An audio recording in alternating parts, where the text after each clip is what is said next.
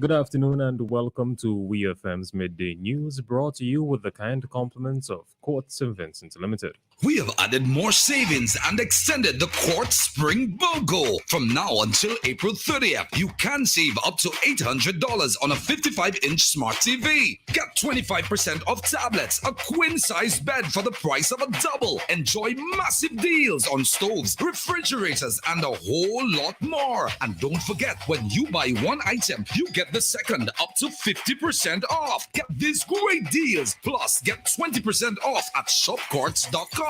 Hurry, don't miss this savings in the Quartz Spring BOGO, in-store and online from now until April 30th. Only at Quartz. Bringing value home. Conditions apply.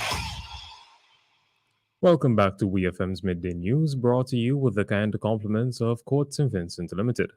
I am your presenter, Rajiv Providence. First, on the local scene, Prime Minister Dr. Ralph Gonsalves, who a week ago left the country to seek medical attention in Venezuela after experiencing an excruciating pain on his right side, is back home. He returned on Conviasa Airways, a Venezuelan airline which on Tuesday made its inaugural commercial flight to St. Vincent and the Grenadines. A ceremony was held to welcome the airline at the Argyle International Airport.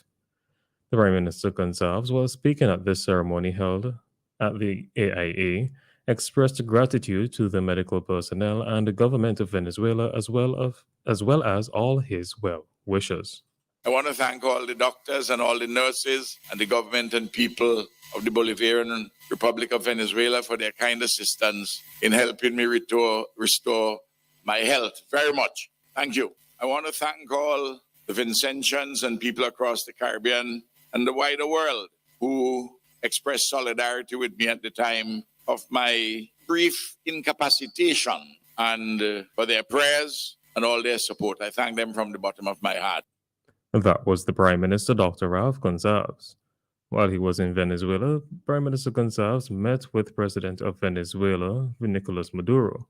A series of tweets shared on the official Twitter account for the Venezuelan president stated, It is a pleasure to receive the Prime Minister of St. Vincent and the Grenadines, Ralph Gonsalves. We had a fruitful meeting full of brotherhood in which we reviewed the cooperation between both countries and the new alliances for the development of our peoples. Long live the Caribbean Union. The St. Vincent and the Grenadines Community College, the SVGCC, will attempt to defend its 2020 Windward Islands Debating Competition WIDC title when the college competes in the 2022 edition of the competition. The WIDC returns tomorrow, Thursday 28th and Friday 29th April 2022 after a one-year hiatus due to COVID-19. Team SVGCC will be represented by Shadin McLean, Marika Batiste, Junior Primus, and Nisha Richards. The college will act as the proposition for the moot. Monogamy is not practical in 21st century relationships. In Thursday's preliminary round 2 against the Sir Arthur Lewis Community College. The 2022 WIDC is chaired by the Sir Arthur Lewis Community College SALCC St. Lucia, but will be held virtually via the college's YouTube channel and Facebook page. The competition will also see participation from the other Windward Islands. The finals will take place on Friday, 29th April 2022, and will see the winners of each preliminary round face off.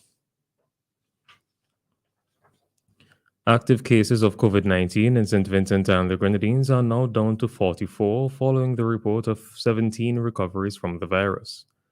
According to the Ministry of Health, Wellness and the Environment's COVID-19 update for Tuesday, April 26th, there were 3 new PCR and 4 new rapid antigen cases of COVID-19 recorded in country. Hospitalizations remain unchanged at 0. There were no new COVID-19 deaths reported in SVG, leaving that number at 106.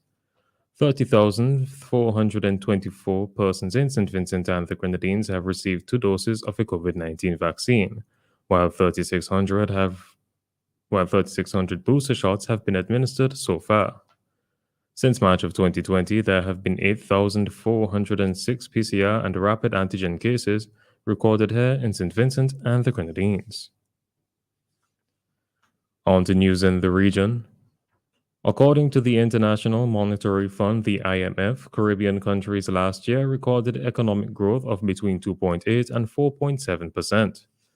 The Washington based financial institution said tourism dependent Caribbean countries like Antigua and Barbuda, the Bahamas, Belize, Dominica, Grenada, Haiti, Jamaica, St. Kitts Nevis, St. Lucia, and St. Vincent and the Grenadines are predicted to record 3.2% growth this year, declining slightly to 3.1% the following year. It said that in the case of countries like Guyana, Suriname, and Trinidad and Tobago, classified as Caribbean commodity exporters, the economic growth will range from 20.2% this year, dropping to 16.4% next year. The International Monetary Fund said that the war in Ukraine is shaking the global economy amid rising uncertainty about the outlook for Latin America and the Caribbean. Trinidad and Tobago's Education Minister, Dr. Nyan Gatsby Dolly, has dismissed reports that parents of students from the Brighton Anglican Primary School in La Brea have kept their children at home due to unsanitary conditions. She was at the time responding to questions from opposition Senator Wade Mack in TNT's upper house in relation to a report on Monday which indicated some parents allegedly decided to take their children back home after deciding the area where their children were being accommodated on the school premises was unsuitable.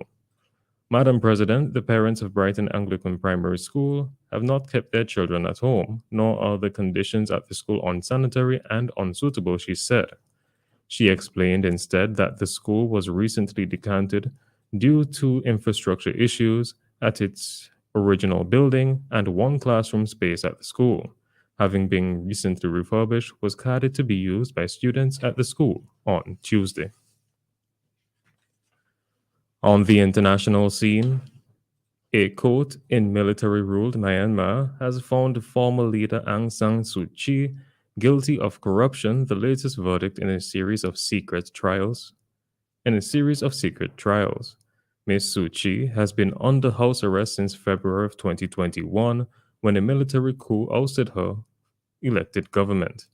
The 76-year-old Nobel laureate has been charged with a raft of criminal offenses, including voter fraud. She denies all of the accusations, and rights groups have condemned the court trials as a sham. The closed-door hearings in Myanmar's capital have been shut to the public and media, and Ms. Suu Kyi's lawyers forbidden from speaking to journalists. The court found her guilty of taking a $600,000 bribe in the form of cash and gold bars from the former head of Yangon, Myanmar's largest city and region. And finally, in sports, England is looking to recruit separate head coaches for the men's test and white ball teams. Chris Silverwood, who left after England's Ashes defeat, had been in charge for in all formats, but adverts for split roles have been placed. The application process, which follows Rob Key's appointment as Director of Men's Cricket, closes on May 6th, with interviews to follow on 9th and 10th of May.